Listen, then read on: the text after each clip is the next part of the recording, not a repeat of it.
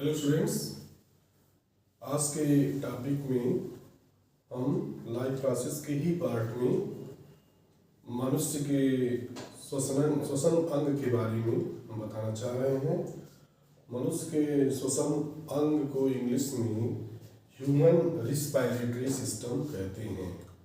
Human respiratory system कहते हैं, जो कि बोर्ड के एग्जाम के पॉइंट ऑफ व्यू से फिगर इसका इम्पॉर्टेंट होता है, चित्र अक्सर पूछा जाता है। तो मनुष्य के श्वसन अंग में जो मुख्य अंग होता है यह फेफड़ा होता है। वैसे हम लोग सांस जो लेते हैं जो है नाक के द्वारा लेते हैं, नोज के द्वारा लेते हैं। और इसके पहले पूरी बॉडी सिस्टम को, पूरे शरीर को हम ह्यूमन को डिवाइड करेंगे तो ऊपर का रीजन जो होता है हेड रीजन कहलाता है। क्या कहलाता है? Head region. और यहाँ से यहाँ तक जो होता है इसे थोरैसिक रीजन या क्या कहते हैं कि डायाफ्राम कहते हैं। और इसके नीचे जो होता है एब्डामन, पेट वाला जो पार्ट होता है इसे एब्डामिनल पार्ट बोलते हैं। तो श्वसन तंत्र हमारा जो होता है वह मेनली थोरैसिक रीजन में होता है, सीने वाले पार्ट में होता है। तो cell is fundamental unit of life हम कहते हैं। विभिन्न प्रकार की कोशिकाएं मिलती हैं तो शरीर का निर्माण करती हैं। Cell is fundamental unit of life. कई सेल के मिलने से टिश्यूज बनते हैं, कई टिश्यूज के मिलने से ऑर्गन बनते हैं और कई ऑर्गन के मिलने से ऑर्गन सिस्टम बनते हैं। तो थोड़ा सा हम ऑर्गन सिस्टम पूरी बॉडी में कहाँ कहाँ लोकेशन होता है इसको समझाने का प्रयास कर रहे हैं। जैसे ऊपर से नीचे हम बॉडी में चलेंगे तो हेड रीजन में जो होता है इसमें ब्रेन वगैरह होता है, तो नर्वस सिस्टम होता है। और इसके नीचे चलेंगे फेशियल रीजन में तो मुंह से लेकर के जो ट्यूबुलर स्ट्रक्चर होती है, एलिमेंट्री कैनाल और डाइजेस्टिव ग्लैंड्स, तो डाइजेस्टिव सिस्टम बनाता है। और सीने में हम चलेंगे तो रिस्पायरेटरी सिस्टम जो आज हम बताना चाहते हैं। इसके बाद जो आएगा इसी में हार्ट होता है, तो सर्कुलेटरी सिस्टम या ट्रांसपोर्टेशन सिस्टम आता है ह्यूमन के केस में। और नीचे हम चलेंगे साइड में तो दो किडनीज होती है, एक्सक्रीटरी सिस्टम बनाती है। फिर रिप्रोडक्टिव सिस्टम बॉडी का होता है। इसके बाद पूरी बॉडी का जो इनर स्केलेटल सिस्टम होता है। और स्केलेटल सिस्टम में बोन्स वगैरह आती है, कार्टिलेज आती है। इसके बाद जो है मस्कुलर सिस्टम आता है और पूरी बॉडी को कवर किए हुए जो सिस्टम होता है इंटुगमेंट्री या त्वचीय सिस्टम बोलते हैं, त्वचा जिसमें आता है, अध्यावरणी तंत्र बोलते हैं। तो देखा जाए इसी हिसाब से शरीर का सबसे ज़्यादा बड़ा पार्ट जो सिस्टम होता है इंटुगमेंट्री त्वचा ही का पार्ट होता है। पूरी बॉडी वेट का 7% होता है। तो इसी क्रम में हम लोग जो है पढ़ चुके हैं, पाचन तंत्र के बारे में पढ़ चुके हैं और अब जो है श्वसन तंत्र के बारे में हम पढ़ना चाह रहे हैं। तो श्वसन में इसके पहले आक्सीय अनाक्सीय श्वसन हम बताए हैं। फिर ह्यूमन रिस्पिरेटरी सिस्टम या मानव का श्वसन तंत्र के बारे में बताना चाह रहे हैं। तो फिगर हमारा है जैसे नोज होता है और नोज में दो छिद्र होते हैं, नसिका, नोजल नासा द्वार बोलते हैं। और यहाँ से नासा मार्ग होता है जो हवा को अंदर ले जाता है। फिर ग्रासनली होती है, ग्रसनी बोलते हैं, जिसमें भोजन और हवा दोनों का मार्ग होता है। बीच में ग्लाटिस और एपिग्लाटिस होती है, जो हम भोजन करते हैं तो भोजन नली ओपन हो जाती है एपिग्लाटिस के द्वारा। और जब हम सांस लेते हैं तो एक रास्ता बंद होता है, दूसरा रास्ता ओपन होता है। तो सांस हमारा नेजल पैसेज, नोज से होते हुए नेजल पैसेज से होते हुए पहुंचता है ब्रैंकस में, श्वास नली से होते हुए या श्वसनिकाओं से होते हुए फेफड़ों में पहुंचता है। तो श्वसन मार्ग में रफली हम देखेंगे तो नोज हो गया, नोज यहाँ पे हो गया, नसिका हो गया और नासा मार्ग हो गया, फिर ग्रसनी हो गया। ग्रसनी में फूड पाइप और विंड पाइप दोनों का कॉमन मार्ग होता है। फिर ग्रसनी को फेरिंक्स बोलेंगे। आगे चल के दो पार्ट में डिवाइड होता है, एक होता है निगल द्वार कहते हैं, जिसे भोजन नली भी कहते हैं। फिर यह जो है घाटी द्वार कंठ की होता है, जो कंठ का काम है आवाज़ को मेम्ब्रेन पाई जाती है जो आवाज़ निकालने में या बोलने में मदद करती है, लैरिंक्स बोलते हैं। फिर इसके बाद से आ गया श्वास नली। क्या आ गया? श्वास नली। इसके बाद यहाँ श्वास नली हो गया। फिर श्वसनी हो गया, ब्रैंकस बोलते हैं। श्वसनिकाएं डिवाइड, श्वसनी डिवाइड होती है, श्वसनिकाओं में कन्वर्ट होती है। फिर वायु नलिका होती है और लास्ट में जाकर के छोटे छोटे अंगूर के गुच्छे जैसी संरचना ये बन जाती है। इसे कूपिका कहते हैं। क्या कहते हैं? कूपिका कहते हैं। एल्वलाई अंग्रेजी में बोलते हैं कूपिका। क्या बोलते हैं? फिर कूपिका में लिखे हैं कूपिका। तो एल्वलाई, एल्वलाई बोलते हैं। एल्वलाई जो है यूनिट है लंग्स की। एल्वलाई यूनिट है लंग्स की। तो एग्जाम में मनुष्य के श्वसन तंत्र का फिगर बनाने को आएगा, किसी भी बोर्ड में, यूपी बोर्ड में, सीबीएसई बोर्ड में, सब बोर्ड के लिए इम्पॉर्टेंट है। तो हिंदी मीडियम के बच्चों के लिए फिगर ये है। और इसके बाद से थोड़ा सा फेफड़े के बारे में जानकारी देना चाहते हैं, लंग्स के बारे में। तो मनुष्य का मुख्य श्वसनांग होता है फेफड़ा, एक जोड़ी फेफड़ा पाया जाता है, और बायां और दायां, बायां फेफड़ा और दायां फेफड़ा। तो जैसे हमारे हाथ में दाहिना हाथ है, इधर लेफ्ट है, तो राइट जो हमारा है उसको हम लेफ्ट हमेशा लिखते हैं, इसको ध्यान देना है। जो हमें देखने में राइट पार्ट लगता है वह लेफ्ट होता है। क्यों ऐसा होता है?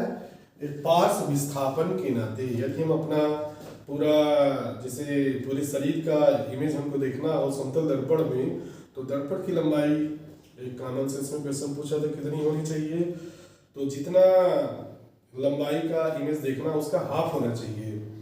तो उसमें हमको राइट का लेफ्ट, लेफ्ट का राइट दिखता है, तो इसे हम पार्श्व विस्थापन या लेटरल इन्वर्जन कहते हैं। इस कारण से जो है राइट साइड में जो लंग्स है उसे लेफ्ट लंग बोलते हैं, और इधर का जो होता है राइट लंग बोलते हैं। और लेफ्ट पार्ट में इसके 2 लोब होते हैं, और राइट वाले पार्ट में इसके 3 लोब होते हैं। इसके ऊपर हम देखेंगे नेजल पैसेज का, इस फिगर में दिखा दिए हैं। यहाँ पे कंठ लैरिंक्स होता है, ये श्वास नली होती है, इसमें छल्ले जैसी संरचना होती है। तो मतलब ट्यूबुलर स्ट्रक्चर है, तो कभी श्वास नली पिचकती नहीं, चिपकती आपस में नहीं है। डेथ के समय में ये जो है चिपक जाती है।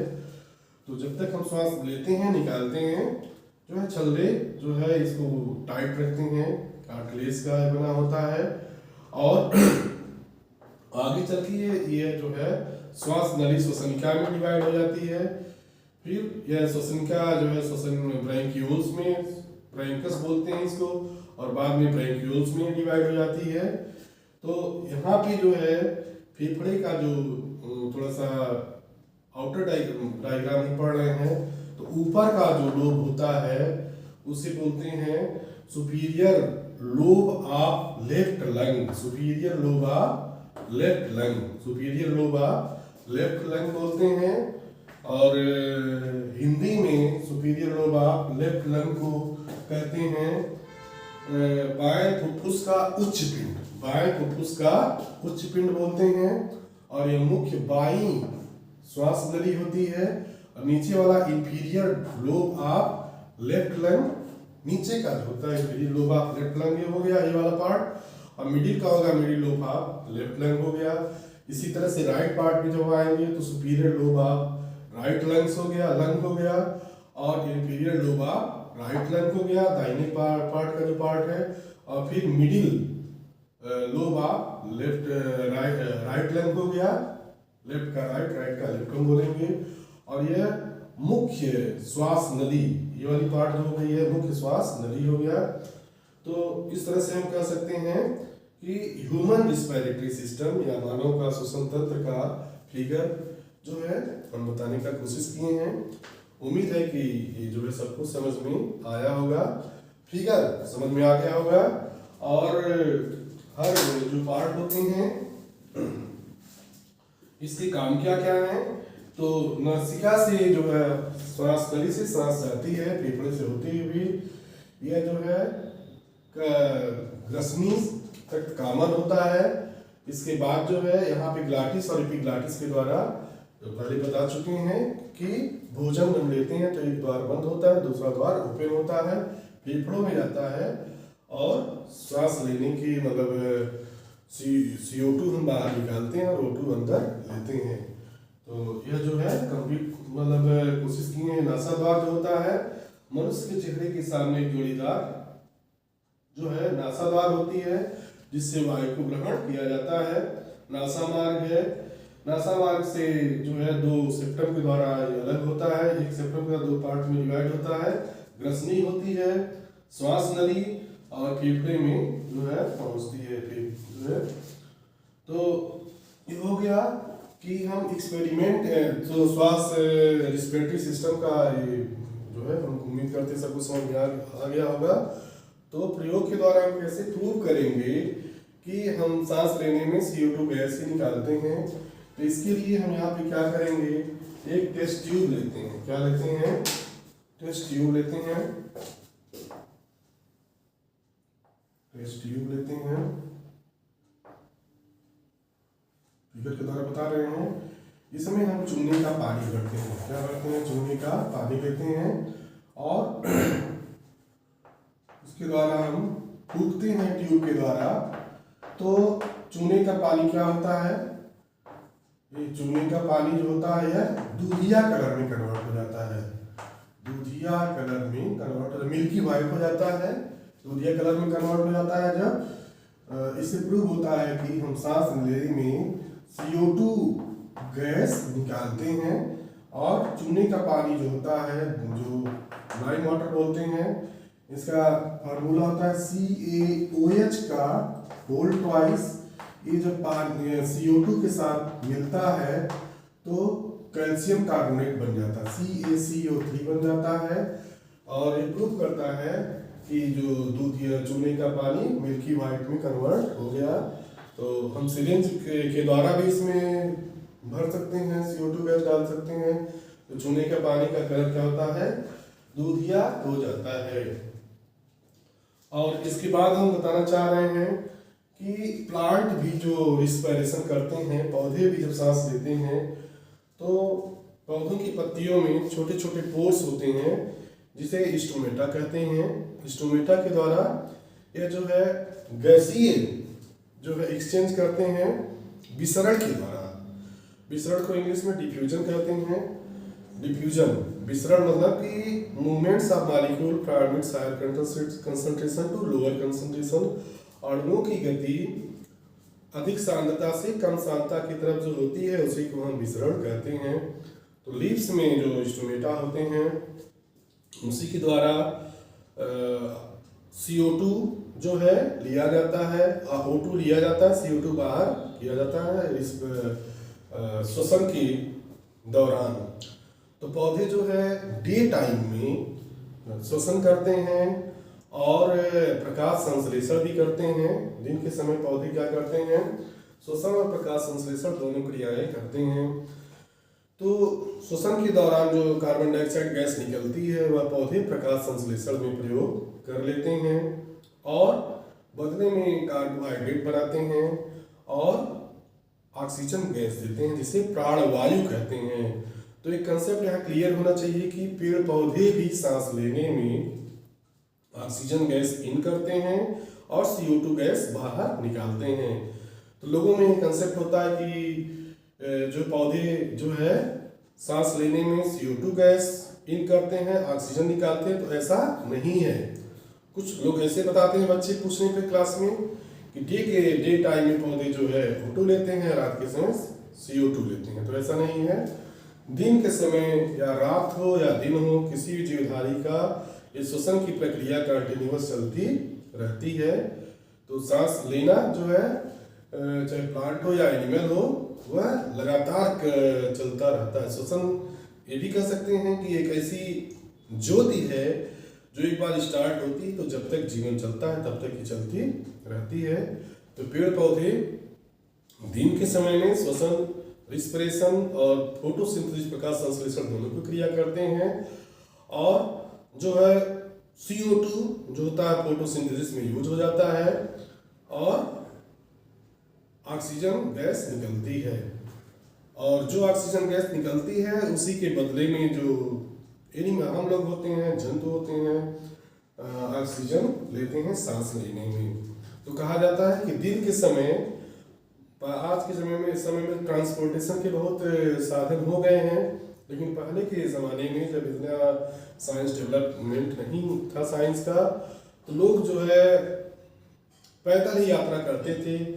तो डे टाइम में आराम भी पेड़ पौधों के नीचे कर लेते थे और रात में पेड़ पौधों के नीचे सोने को मना किया जाता था, क्योंकि हम लोग भी CO2 श्वसन करेंगे, निकालेंगे, पेड़ पौधे भी निकालेंगे, तो वहाँ से सफोकेशन होने के चांसेस हो जाते हैं और जिससे जो है डेथ होने के चांसेस या दम घुटने का चांस हो जाता है।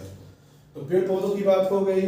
इसी तरह से जो छोटे एक कोशिकीय जंतु अमीबा होते हैं, वो भी जनरल बॉडी सरफेस के द्वारा, विसरण के द्वारा O2 लेते हैं और CO2 गैस बाहर निकालते हैं। इसी तरह से मछलियाँ जो होती हैं वह जो है गिल्स के द्वारा जल में जो H2O होता है अंदर जाने पर डिसोसिएट हो जाता है, ऑक्सीजन लेती हैं, CO2 गैस बाहर निकाल देती हैं। और इसी तरह से पूरे एनिमल किंगडम में मतलब श्वसन की प्रक्रिया होती रहती है। तो लिविंग वर्ल्ड में रिस्पिरेशन की बात हो गई और इसके पहले में बता चुके थे कि ब्रीदिंग के बारे में, श्वास क्या होता है, इन करना, ऑक्सीजन गैस का लेना, CO2 गैस का बाहर निकालना। तो दोनों मिला करके इंस्पिरेशन एक्सप्रेशन मिल करके ब्रीदिंग कहलाता है। एक में जो होता है वॉल्यूम बढ़ता है, फिर पसलियों फेफड़ों में लंग्स का, और एक में वॉल्यूम घटता है। तो ये ब्रीदिंग हो गया। इसके बाद से जो हम अंदर गैस लेते हैं एयर के माध्यम से, तो air is mixture of different type of gases होता है, जिसमें नाइट्रोजन भी होता है, ऑक्सीजन भी होता है और CO2 होता है। तो बाहर जो निकाली गई और अंदर निकाली गई, और एयर एलवेलाई में, कोष्ठकों में नाइट्रोजन का परसेंटेज जो होता है 79% होता है, और ऑक्सीजन जो अंदर ली जाती है उसमें 21% होता है, और बाहर निकाली गई वायु में जो है ऑक्सीजन का मात्रा जो होता है वह 17% होता है, और एयर कोष्ठक एयर एलवेलाई में 13.5% होता है। इसी तरह से अंदर जो वायु ऑक्सीजन ली जाती है उसमें कार्बन डाइऑक्साइड का मात्रा 0.03% होता है, और बाहर निकाली गई वायु में जो है कार्बन डाइऑक्साइड 4% होता है, और एल्वेलाई में 5.8% जो होता है कार्बन डाइऑक्साइड होता है। जल वाष्प की मात्रा जो होती है अंदर ली गई वायु में 0.25% होता है, और बाहर निकाली गई वायु में 6.5% होता है, और वायु कोष्ठकों में जो होता है 6.5% होता है। तो स्टूडेंट्स, आज हम जो है मनुष्य में श्वसन तंत्र बताने का कोशिश किए। हमको उम्मीद है कि आप लोगों को ये समझ में आया होगा। तो मिलते हैं नेक्स्ट वीडियो में, और बात हमारी समझ में आएगी। सब लोग हमारे चैनल को लाइक और कमेंट सब्सक्राइब करिएगा। Thank you students for watching me. Thank you students.